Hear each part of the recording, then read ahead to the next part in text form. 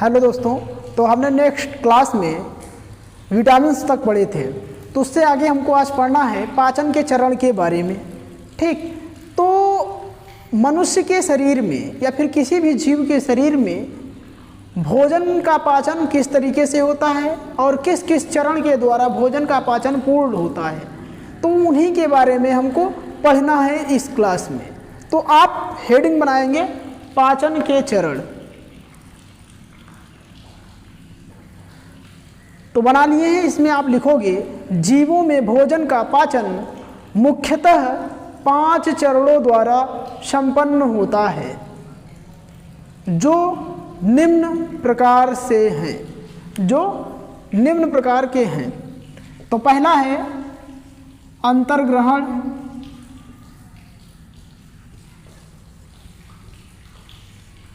दूसरा आपका है पाचन, तीसरा आपका है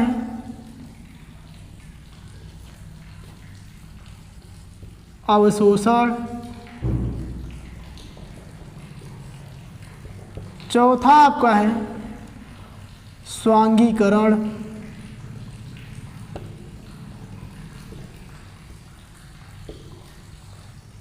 पांचवा आपका है बहिक्षेपण।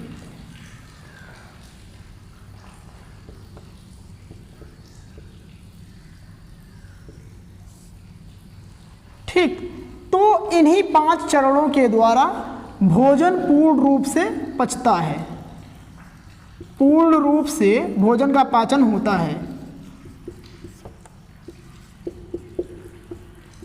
ठीक, इन्हीं 5 चरणों के द्वारा भोजन पूर्ण रूप से पचता है। ठीक, तो सबसे पहले हेडिंग आप बनाएंगे अंतर्ग्रहण। इसको लिखने के बाद आप फर्स्ट हेडिंग बनाएंगे अंतर्ग्रहण।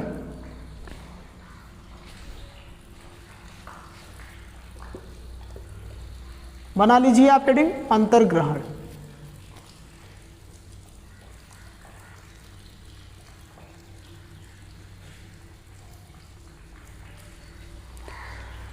तो इसमें आप लिखोगे वाह वायुमंडल से या फिर किसी भी माध्यम से भोजन का मुख में पहुंचना अंतर्ग्रहण कहलाता है।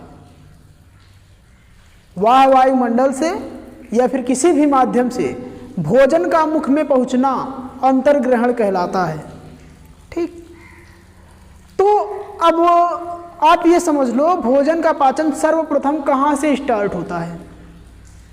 भोजन 2 चरणों के द्वारा, यानी कि भोजन को पचाने के लिए हमें 2 चरणों का यानी कि 2 तरीके अपनाने पड़ते हैं, एक भौतिक एक रासायनिक। ठीक, तो भौतिक में क्या होता है, उसको चबाए, लार वगैरह मिक्स हुआ और उसको निगले, जब वो अमाशय में पहुंचा तो वहाँ पे जो तमाम प्रकार के विकार्स हैं, एंजाइम्स हैं और रासायनिक पदार्थ है, जब उसको मिलाया जाता है तो वो रासायनिक प्रक्रिया के अंतर्गत आती है। 2 प्रक्रियाओं के द्वारा ये कंप्लीट होता है, भौतिक प्रक्रिया और रासायनिक प्रक्रिया के द्वारा। तो भोजन का पाचन सर्वप्रथम कहाँ से स्टार्ट होता है? भोजन का पाचन सर्वप्रथम मुख से स्टार्ट होता है। और जैसे कि आप जानते हो कि थाली में चावल रखा है और चावल है और जो वेजिटेबल्स बने हैं, आपके यहाँ सब्जियाँ बनी हैं, वो है, जब आप उसको मिक्स किए तो वो कैसे वाह वायुमंडल में था ना, आपके थाल में था। ठीक, प्लेट में थी, प्लेट में से आपने चावल को लिया, हाथ से उठाया और मुख तक पहुंचाया, तो वहां से उठा के आपने जब मुख में रखा तो यही प्रक्रिया अंतर्ग्रहण कहलाई। ठीक,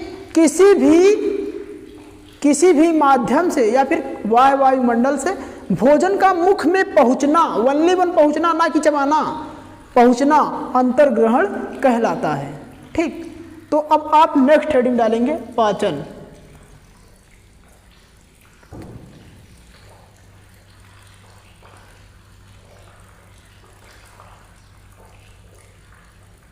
पाचन। ठीक, तो आप इसमें लिखोगे भोजन में उपस्थित जटिल तथा अविसरणशील अणुओं का सरल तथा विसरणशील अणुओं में टूटना पाचन कहलाता है, जिसके लिए हमारे शरीर में अलग अलग अंग से हार्मोन्स और एंजाइम स्रावित होते हैं। ठीक, तो अब देखो आपके पास, आप देखो क्या करते हो, आपके पास गेहूं है, गेहूं, तो आप गेहूं को डायरेक्ट रोटी में कन्वर्ट कर नहीं सकते। उसके लिए आपको क्या करना पड़ता है, उसके लिए आपको उसको क्या, आप उससे जो आपके कूड़े करकट होते हैं उसको निकालना पड़ता है, उसको धुलेंगे, सुखाना पड़ता है। उसके बाद क्या करेंगे आप, उसको चक्की पे भेज दिया जाता है आटा बनने के लिए, तो वहाँ से उसको आटे के रूप में कन्वर्ट किया जाता है। उसके बाद क्या होता है, अभी वो खाने योग्य नहीं है, अब उसको आप घर पे लाए और आपको रोटी चपाती बनानी है, तो आप सबसे पहले क्या करेंगे, उस आटे को चलनी के द्वारा आप चालेंगे अर्थात छानेंगे। उसमें से जो उसका जो वेस्ट प्रोडक्ट है, जो छिलके हैं, उसको आप अलग कर लोगे, जिसे हम लोग चोकर कहते हैं, और पिसान आटे को अलग कर लोगे, गांव में आप लोग उसको पिसान कहते हो। ठीक, उसको आप अलग कर लोगे। उसके बाद उसको गूंथोगे और रोटी में कन्वर्ट कर दोगे, चपाती में कन्वर्ट कर दोगे बना के। ठीक, तो वही प्रक्रिया होती है। अब देखो वो डायरेक्ट जो इस तरीके से आपका गेहूं था वो जटिल था, जटिल अर्थात कठिन था और अविसरणशील था हमारे शरीर में। लेकिन जैसे ही अगर आप देखो इसको डायरेक्ट ले लेते हो, डायरेक्ट चबाते हो, खाते हो, तो भी तो यहाँ पे चबाना पड़ा, पीसना पड़ा, उसको सरल अणुओं में तोड़ना पड़ा, सरल घटकों में छोटे छोटे भागों में तोड़ना पड़ा ना। तो वही प्रक्रिया होती है कि पाचन में होगा, भोजन में उपस्थित जटिल तथा अविसरणशील अणुओं का सरल तथा विसरणशील अणुओं में टूटना ही पाचन कहलाता है। चाहे जो भी कोई भी पदार्थ हो, आप उसको मुख में पहुंचाए तो उसको चबाएंगे, उसको छोटे छोटे भागों में तोड़ेंगे, तो वही प्रक्रिया पाचन कहलाती है। और आपको पता है कि पाचन सर्वप्रथम कहाँ से स्टार्ट होता है, पाचन सर्वप्रथम हमारे मुख से स्टार्ट होता है। ठीक, तो आप नेक्स्ट हेडिंग बनाएंगे अवशोषण। तो आप नेक्स्ट हेडिंग बनाएंगे अवशोषण। अब देखो क्या होगा, अंतर्ग्रहण हुआ। आप देखें कि वाह वायुमंडल से भोजन का मुख में पहुंचना अंतर्ग्रहण कहलाया। आपने अपने थाल से चावल को उठाया और मुख तक पहुंचाया, वह प्रक्रिया अंतर्ग्रहण कहलाई। यहाँ से ये देखो, आपने भोजन को यहाँ से उठाया और यहाँ से उठा के जैसे ही मुख तक पहुंचाया, तो ये क्या कहलाया, अंतर्ग्रहण। अंतर्ग्रहण। और जैसे ही ये मुख में पहुंचा, यहाँ पर मुख में पहुंचा, तो वो क्या हुआ, उसको जैसे ही मुख में पहुंचा वो भोजन का अंतर्ग्रहण हो गया। लेकिन जैसे ही आपने उसको चबाना स्टार्ट किया, तो वो क्या, किसके अंतर्गत आ गया, पाचन के अंतर्गत आ गया। और जब वहाँ से आपने उसको निगला और वो तमाम प्रक्रियाओं के माध्यम से होते हुए हमारे शरीर में गया, तो वहाँ से क्या होगा, भोज्य पदार्थ में जो विटामिन, फैट्स और जो भी हमारे शरीर के लिए लाभदायक तत्व हैं, उसको अवशोषित किया जाता है। तो उसके बाद अवशोषण में हम वही पढ़ेंगे कि भोजन का अवशोषण। ठीक, उसके बाद क्या होगा, स्वांगीकरण, उसके बाद वैक्षेपण, मल के द्वारा परित्याग कर देंगे। ठीक, तो आप हेडिंग बनाएंगे अवशोषण। अवशोषण में आप लिखोगे कि भोज्य पदार्थ में उपस्थित सरल विसरणशील अणुओं का हमारी आंत में उपस्थित रसांकुर विलाई के द्वारा अवशोषित करना ही अवशोषण कहलाता है। ठीक, तो अब देखो आपने भोजन को यहाँ से ग्रहण किया था,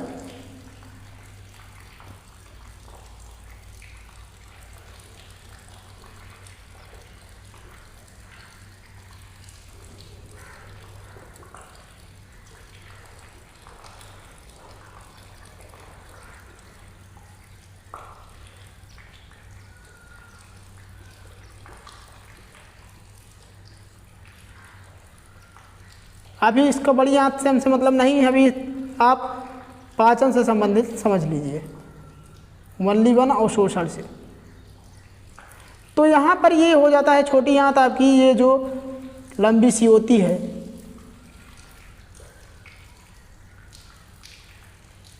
ठीक, तो यहाँ से जब भोजन आया अमाशय में आया, यहाँ से जब आपकी छोटी आंत में पहुँचा, तो पाचन से संबंधित जो सारी की सारी प्रक्रियाएं होती हैं वो छोटी आंत में संपन्न होती है, बड़ी आंत में पाचन से संबंधित कोई भी प्रक्रिया नहीं होती है। ठीक, जो भी भोज्य पदार्थ से अवशोषण का कार्य होता है वो छोटी आंत में संपन्न होती है। जो हमारे शरीर, हमारे भोज्य पदार्थ में विटामिन, फैट्स, मिनरल्स जो भी है वो छोटी आंत में अवशोषित किया जाता है, छोटी आंत में पाया जाता है। अंगुली सदृश संरचना पाई जाती है जिसे हम विलाई कहते हैं, VILLI, विलाई कहते हैं। विलाई का मतलब हो गया रसांकुर। उसकी संरचना कैसे है? हमारे अंगुली के समान है। उसी के द्वारा हमारे भोज्य पदार्थ से छोटी आंत में जो विलाई जो पाई जाती है वो हमारे भोज्य पदार्थ में जो भी विटामिन, फैट्स वगैरह वगैरह हैं उसको अवशोषित करता है, और यही प्रक्रिया अवशोषण कहलाती है। उसके बाद जब यहाँ से अवशोषित कर लिया जाता है, उसके बाद जो वेस्ट प्रोडक्ट बचता है उसको छोटी आंत के द्वारा, छोटी आंत से होते हुए वो बड़ी आंत के सीकम वाले भाग में पहुँच जाता है।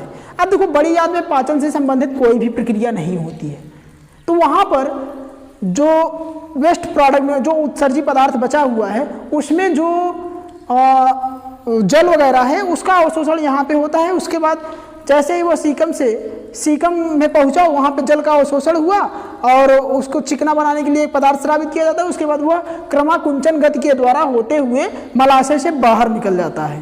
ठीक, तो ये हो गया। अब आप नेक्स्ट हेडिंग बनाएंगे स्वांगीकरण। स्वांगीकरण, ठीक, तो आप इसमें लिखिए विलाई के द्वारा अवशोषित सरल व विसरणशील अणुओं का रक्त या जीव द्रव्य में मिलाना स्वांगीकरण कहलाता है। तो एक बार फिर से आप उसको मिला लीजिए। विलाई के द्वारा अवशोषित सरल विसरणशील अणुओं का रक्त में मिलाना या जीवद्रव्य में मिलाना ही स्वांगीकरण कहलाता है। अब देखो, जब वहाँ पे आपने देखा कि छोटी आंत में जो विलाई पाया गया था उसने भोजन में उपस्थित विटामिन, फैट्स वगैरह वगैरह को अवशोषित कर लिया, तो उसके बाद वो अवशोषित करके अपने आप में सीमित रखेगा नहीं। ठीक, तो वो जो ब्लड होता है, रक्त, उसमें मिला देता है। तो ये जब अवशोषित किया यहाँ से, जो अंगुली के सदृश संरचनाएं पाई गई उसको विलाई बोला गया। उसके बाद वह इनकी दीवारों पर पाई जाने वाली रक्त वेसल्स में जो ब्लड वेसल्स हैं उसमें रक्त पाया जाता है, तो उसमें इन्हीं विलाई के द्वारा मिला दिया जाता है, और यही प्रक्रिया स्वांगीकरण कहलाता है। ठीक, तो सरल विसरणशील अणुओं का विलाई के द्वारा रक्त में या जीवद्रव्य में मिलाना ही स्वांगीकरण कहलाता है। ठीक, उसके बाद आपकी नेक्स्ट हेडिंग है बहिक्षेपण। ठीक, आप लिखोगे बहिक्षेपण, अब इसके बारे में समझो।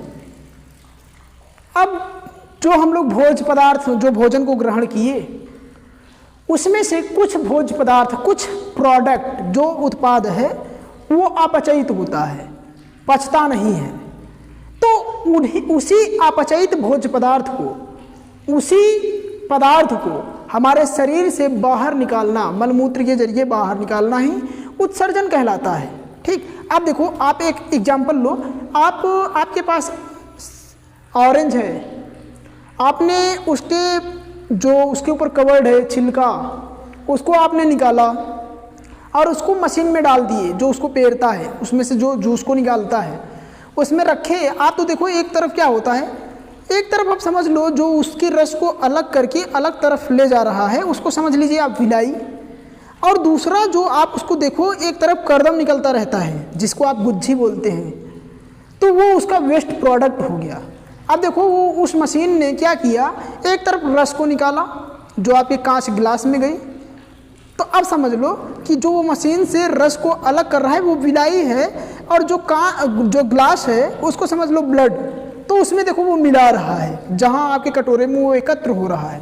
ठीक, अब देखो दूसरी तरफ वो वेस्ट प्रोडक्ट निकल रहा है, उत्सर्जी पदार्थ जो हमारे यानी कि हमारे खाने के योग्य नहीं है, वो उत्सर्जी पदार्थ निकल रहा है उस मशीन के द्वारा, तो उस मशीन के द्वारा वो उत्सर्जी पदार्थ हो गया। उसी तरीके से हमने जो भोज्य पदार्थ को ग्रहण किया, एक तरफ वो समझ लो रस निकला और एक तरफ उत्सर्जित पदार्थ निकला, तो जो वो हमारे योग्य था, हमारे शरीर के लिए उपयोगी था, उसको ब्लड में मिला दिया गया रसांकुर के द्वारा, विलाई के द्वारा, और जो उपयोगी नहीं था, जो अपचयित था, उसे हमारे शरीर से उत्सर्जित कर दिया गया, बाहर निकाल दिया गया। तो यही प्रक्रिया बहिक्षेपण कहलाती है। तो इसके अंतर्गत आप लिखोगे, जीवों द्वारा किए गए भोज्य पदार्थों में कुछ भोज्य पदार्थ का पाचन नहीं हो पाता है। जीवों द्वारा किए गए भोज्य पदार्थों में से कुछ भोज्य पदार्थ का पाचन नहीं हो पाता है, जिससे यह अपचयित पदार्थ शरीर के बाहर मलमूत्र के रूप में निकाल दिया जाता है या फिर उत्सर्जित कर दिया जाता है। यही प्रक्रिया बहिक्षेपण कहलाती है। तो देखो, जीवों के द्वारा ग्रहण किए गए भोज्य पदार्थ में कुछ भोज्य पदार्थ का पाचन नहीं हो पाता है। ठीक, कुछ भोज्य पदार्थ का पाचन नहीं हो पाता है, जिससे यह अपचयित भोज्य पदार्थ शरीर के बाहर निकाल या फिर उत्सर्जित कर दिया जाता है। यही प्रक्रिया बहिक्षेपण कहलाती है। ठीक है, तो समझ में आ गया होगा। हम ये अनुमान लगाते हैं कि आपको समझ में आ गया होगा। ठीक, तो अब आप उसके बाद लिखेंगे मानव के आहार नाल में पाचन तंत्र। आप नेक्स्ट हेडिंग बनाएंगे मानव के आहार नाल में पाचन तंत्र। ठीक, तो ये पांचों आपने कंप्लीटेड पढ़ लिया। मैं आशा करता हूँ कि ये आपको बहुत अच्छे तरीके से समझ में आ गया होगा। ठीक है, तो अब आप नेक्स्ट हेडिंग बनाएंगे मानव के आहार नाल में पाचन तंत्र।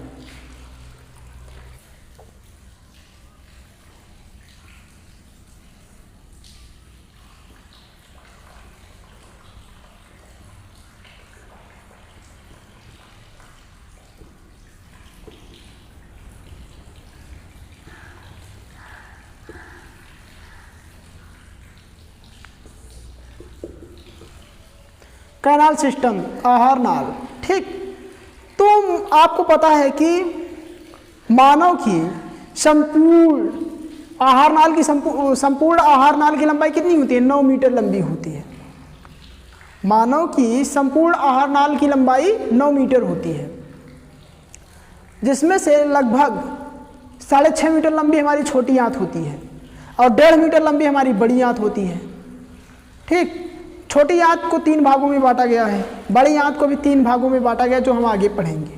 ठीक, तो मानव की संपूर्ण आहार नाल की लंबाई 9 मीटर होती है, इतना आप याद रखिए। चलिए ठीक है, आप हेडिंग डाल लीजिए मानव के आहार नाल में पाचन तंत्र। तो ये हेडिंग हो चुकी होगी, तो आप इसमें लिखिए मानव की आहार नाल लगभग 9 मीटर लंबी संरचना होती है, जिसमें कुछ प्रमुख पाचक अंग पाए जाते हैं, जिनमें से पाचन की क्रिया मुख, ग्रसनी, ग्रासनली, अमाशय और छोटी आंत में होती है तथा इन अंगों के साथ साथ कुछ पाचक ग्रंथियां पाई जाती हैं, जैसे जठर ग्रंथि, यकृत व अग्नाशय प्रमुख रूप से हैं। ठीक, तो इन सब के साथ साथ कुछ पाचक ग्रंथियां पाई जाती हैं, जैसे जठर ग्रंथि, यकृत और अग्नाशय प्रमुख रूप से ये हैं। ठीक, तो अब देखो आप क्या होता है कि भोजन को पूर्ण रूप से पचाने के लिए उसमें कुछ रासायनिक पदार्थ व कुछ हार्मोनल इफेक्ट पड़ते हैं, उस पर प्रभाव पड़ते हैं, जिससे कि भोजन हमारे शरीर में अच्छी तरीके से पच जाए। ठीक, तो जैसे कि आप देखो बाइल डक्ट, पित्त रस का निर्माण कहाँ पे होता है? पित्त रस का निर्माण हमारे यकृत में होता है। पित्त रस का निर्माण कौन करता है? यकृत करता है, लेकिन लोग कभी कभी कंफ्यूज होकर कह देते हैं कि पित्ताशय करता है। पित्ताशय, पित्त धन आशय, पित्त का आसरा, आशय मतलब आसरा, रहने का स्थान, तो जहाँ पे पित्त रस रहता है, एकत्रित होता है, उसे पित्ताशय कहा जाता है, परंतु पित्त रस का निर्माण यकृत करता है। अब देखो हमारी अमाशय में जठर ग्रंथियाँ पाई जाती हैं और हमारे अमाशय में ही देखो HCl वगैरह स्रावित होते हैं। 12 प्रकार के हमारे अमाशय में एंजाइम स्रावित होते हैं, जो भोजन को पचाने में सहायक होते हैं। ठीक। तो भोजन को पचाने के लिए हमें हमारे शरीर में जो पाचक एंजाइम्स हैं, HCl हाइड्रोक्लोरिक एसिड वगैरह हैं, ये प्रमुख रूप से कार्य करते हैं। ठीक। उसके बाद आप नेक्स्ट हेडिंग डालेंगे लार ग्रंथियां। आप नेक्स्ट हेडिंग डालेंगे लार ग्रंथियां। लार ग्रंथियां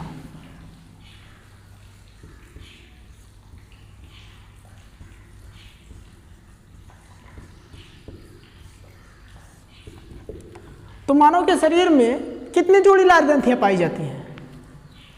तो हमारे शरीर में 3 जोड़ी लार ग्रंथियां पाई जाती हैं। कितनी ग्रंथियां पाई जाती हैं? 3 जोड़ी, अर्थात 6 लार ग्रंथियां पाई जाती हैं, जिसका नाम है अधोहनु, अधोजीवा और कर्णपूर्वा। ठीक। तो इस तरीके से हमारे शरीर में 3 जोड़ी अर्थात 6 लार ग्रंथियां पाई जाती हैं, जिनसे हमारे शरीर में लार स्रावित होते हैं। जो हमारे जैसे कि हमने जैसे ही भोजन को ग्रहण किया, आप देखो इमली, आप देखते हो इमली, तो उसमें क्या होता है, आप देखते हैं आपके मुंह में लार आना शुरू हो जाता है, पानी आने लगता है। वास्तव में वो पानी नहीं, लार होता है, वो एंजाइम्स होते हैं जो स्रावित होने लगते हैं। ठीक। आप देखो, आप भोजन को ग्रहण किए, आप जब भोजन को, जैसे रोटी का टुकड़ा है, आप उसको चबाते रहो तो एक समय ऐसा आता है कि वो मीठा आने लगता है। तो वहाँ पे टायलिन एंजाइम स्रावित होता है, हमारे लार में टायलिन एंजाइम पाया जाता है, जो स्टार्च को माल्टोज में परिवर्तित करने लगता है, जिससे रोटी मीठी आने लगती है। ठीक। तो हमारे मुख में जो वो लार्स होते हैं, वास्तव में वो लार होते हैं, वो पानी नहीं, लार होता है। वास्तव में वो पानी नहीं, लार होता है। ठीक। तो जैसे ही आप रोटी के टुकड़ों को मुख में लिए और उसको काफ़ी देर तक चबाते रहो, तो देखो वो मीठा आने लगता है।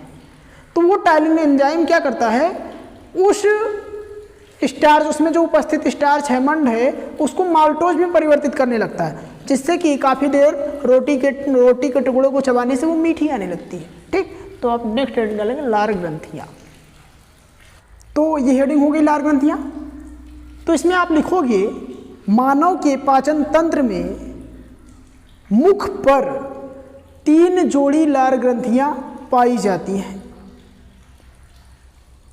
जिनसे लार का स्रावण होता है। मानव में प्रतिदिन 1.5 लीटर लार का स्रावण होता है। इसकी प्रकृति हल्का अम्लीय तथा pH 6.6 होता है।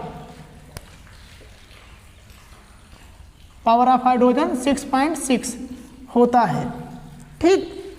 इसका प्रकृति हल्का अम्लीय तथा pH 6.6 होता है। मुख में 3 जोड़ी लार ग्रंथि,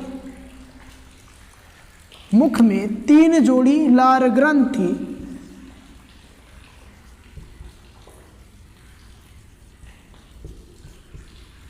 अधोहनु, अधोजीवा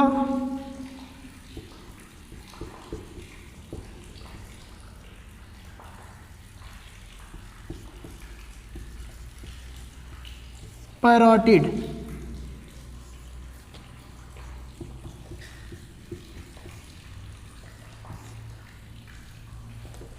नामक लार ग्रंथियां पाई जाती हैं। ठीक है। अधोअनु, अधोजीवा, पैरोटिड नामक लार ग्रंथियां पाई जाती हैं। तो पैराग्राफ चेंज करके लिखिए, उपयुक्त में से पैरोटिड ग्रंथि के फूलने पर मम्प्स नामक रोग, MUMPS मम्प्स नामक रोग दिखाई देता है। मम्प्स नामक रोग दिखाई देता है। ठीक। लार में टायलिन नामक एंजाइम उपस्थित होता है, जो भोजन में उपस्थित स्टार्च को माल्टोज में परिवर्तित कर देता है। तो जैसा कि आपको हमने पहले ही बताया कि रोटी के टुकड़े को आप ज़्यादा देर तक चबाओ तो देखो वो मीठा आने लगता है। ठीक। तो किसके कारण? वो टायलिन एंजाइम के कारण होता है। ठीक है। तो देखो कैसे करता है। तो भोज पदार्थ क्या है? स्टार्च किसमें परिवर्तित कर रहा है? माल्टोज में। कौन कर रहा है? Ptyalin enzyme.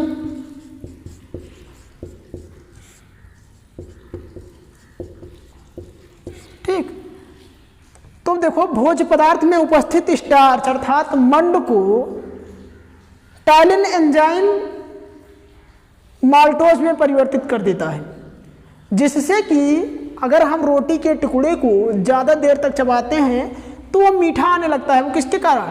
टाइलिन एंजाइम कारण, क्योंकि वह स्टार्च को माल्टोज में परिवर्तित कर दे रहा है, इसके कारण वह मीठा आने लगता है। तब लिखो, मुख में भोजन को लुगदी बनाने के लिए दांत पाए जाते हैं। पैराग्राफ चेंज करके आप लिखोगे, मुख में भोजन को लुगदी बनाने के लिए दांत पाए जाते हैं, जो दो प्रकार अस्थाई व अस्थाई होते हैं। जो दो प्रकार के अस्थाई व अस्थाई होते हैं।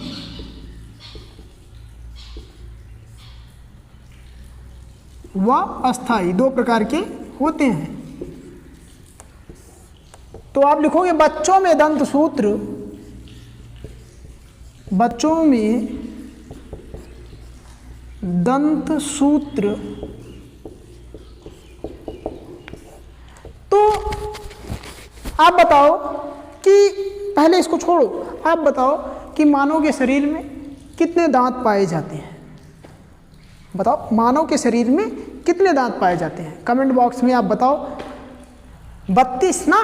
सही है। ठीक, तो आप इसको लिखो, बच्चों में दंत सूत्र,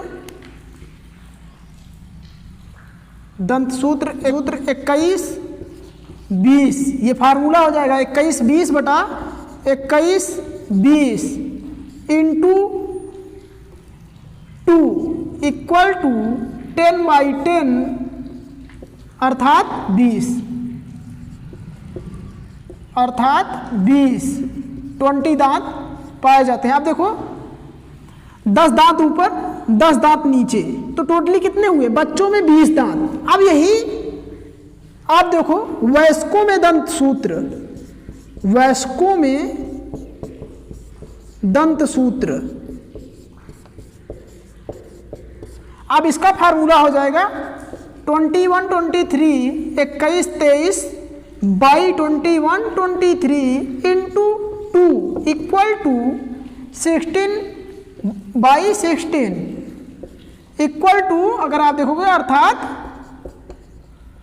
अर्थात कितना हो जाएगा? 16/16, 16 ऊपर 16 नीचे 32। ठीक, तो इस तरीके से आप इसको लिख लीजिए कि वयस्कों में दंत सूत्र 21-23 बटा 21-23 गुणित 2 बराबर 16/16 बराबर 32, और बच्चों में 10/10 10/10 अर्थात 20। तो इसको आप नोट कर लीजिए। अब देखो दांत 4 प्रकार के होते हैं। दांत कितने प्रकार के होते हैं? दांत 4 प्रकार के होते हैं।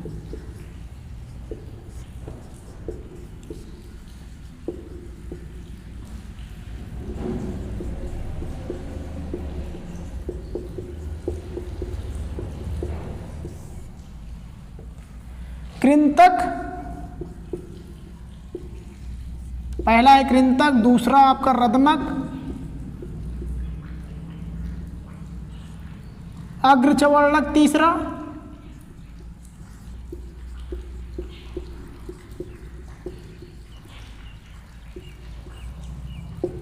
और चौथा आपका है चवर्णक।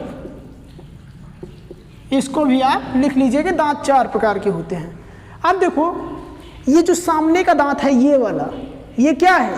ये है आपका कृंतक। इसका कार्य क्या होता है? ये काटने का कार्य करता है। जैसा कि आप एक अमरूद लो या फिर सेब लो, एप्पल लो, आप देखो उसको काटोगे तो सर्वप्रथम यहीं से काटोगे। अब वही अमरूद अगर आप देखोगे कि कट नहीं रहा है तो आप क्या करोगे? फाड़ने के लिए रदनक के पास, ये जो निकीला दांत है इसके पास जाओगे, ये वाला यहाँ पे। ठीक, तो वो हो जाता है रदनक। तो वो फाड़ने का कार्य, ये काटने का कार्य, ये फाड़ने का कार्य, काटने फाड़ने का कार्य। और अग्रचवर्णक, रदनक के जस्ट पहले देखो चौभर तरीके से पाया जाता है थोड़ा चौड़ा चौड़ा, ठीक, तो वो अग्रचवर्णक है, उसका कार्य क्या है, चबाना, चबाता है। और वहीं लास्ट में पाया जाता है चवर्णक, तो उसका कार्य भी है चबाने का। तो इसका काटने का, फाड़ने का, चबाने का, अर्थात चबाने पीसने का, चबाने पीसने का कार्य करते हैं। तो आप नेक्स्ट हेडिंग डालेंगे यकृत, लीवर, इसको आप लिख लीजिए। तो आप हेडिंग बनाएंगे अमाशय,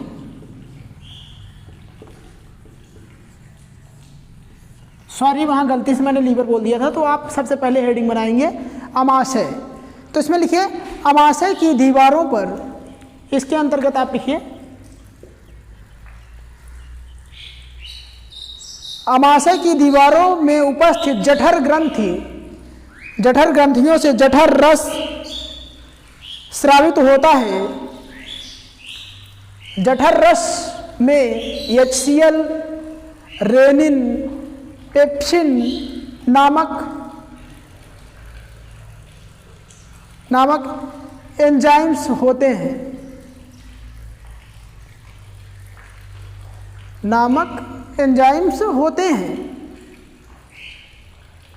जो भोजन को पचाने का कार्य करते हैं, जो भोजन को पचाने का कार्य करते हैं। तो रेनिन जो होता है,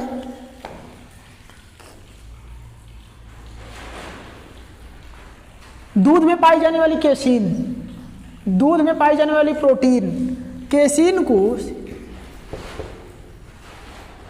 को रेनिन जो होता है पेप्सिन में, पराकेसीन में परिवर्तित कर देता है, पराकेसीन में तोड़ देता है। और वही जो पेप्सिन होता है, जो पेप्सिन होता है वो प्रोटीन को प्रोटीएजेस और पेप्टोन्स में तोड़ देता है, ठीक। तो प्रोटीन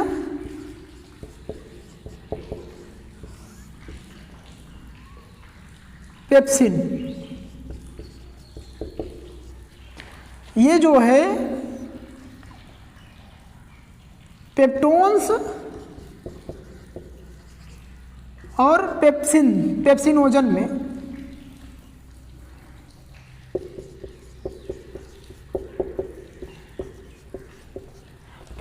में तोड़ देता है। सॉरी पेप्सिनोजन में नहीं, प्रोटीएजेज में तोड़ देता है, प्रोटीएजेज में तोड़ देता है। तो देखो दूध में पाई जाने वाली प्रोटीन केसीन को रेनिन जो है, रेनिन एंजाइम पराकेसीन में तोड़ देती है, और प्रोटीन को पेप्सिन एंजाइम पेप्टोन्स और प्रोटीएजेस में तोड़ दे रहा है। और जो लाइगेज एंजाइम होता है वो वसा को अपघटित करता है, लाइगेज एंजाइम जो होता है वो वसा को अपघटित कर देता है, ठीक। तो अब नेक्स्ट हेडिंग आप छोटी सी डालेंगे HCl के कार्य, HCl के कार्य। तो HCl का पूरा नाम क्या है, हाइड्रोक्लोरिक एसिड, ठीक, क्या है, हाइड्रोक्लोरिक एसिड। तो आप इसमें पॉइंट वाइज लिखेंगे। फर्स्ट पॉइंट आप लिखोगे कि यह भोजन के माध्यम को अम्लीय, यह भोजन के माध्यम को अम्लीय बनाता है। और आप दूसरा लिखोगे जठर रस के निष्क्रिय प्रोपेप्सिन और प्रोरेनिन को सक्रिय पेप्सिन व रेनिन में बदलता है। प्रोरेनिन व प्रोपेप्सिन को सक्रिय पेप्सिन और रेनिन में बदलता है। आप तीसरा पॉइंट लिखोगे भोजन को सड़ने से रोकता है, भोजन को सड़ने से रोकता है। आप चौथी पॉइंट लिखोगे भोजन के साथ आए हानिकारक जीवाणुओं को नष्ट करने का कार्य करता है। अब इसके बाद आप हेडिंग डालेंगे लीवर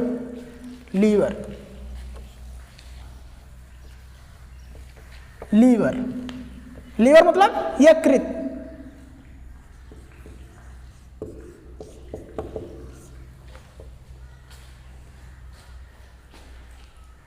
तो इसमें आप लिखोगे मानव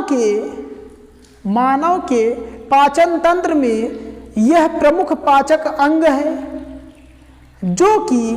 जो सबसे बड़ी अंतःस्रावी ग्रंथि है, जो सबसे बड़ी अंतःस्रावी ग्रंथि है। मानव का यकृत 3 पालियों में बटा होता है। मानव का यकृत 3 पालियों में बटा होता है। यकृत में पित्तरस का निर्माण होता है तथा पित्तरस का एकत्रण पित्ताशय में होता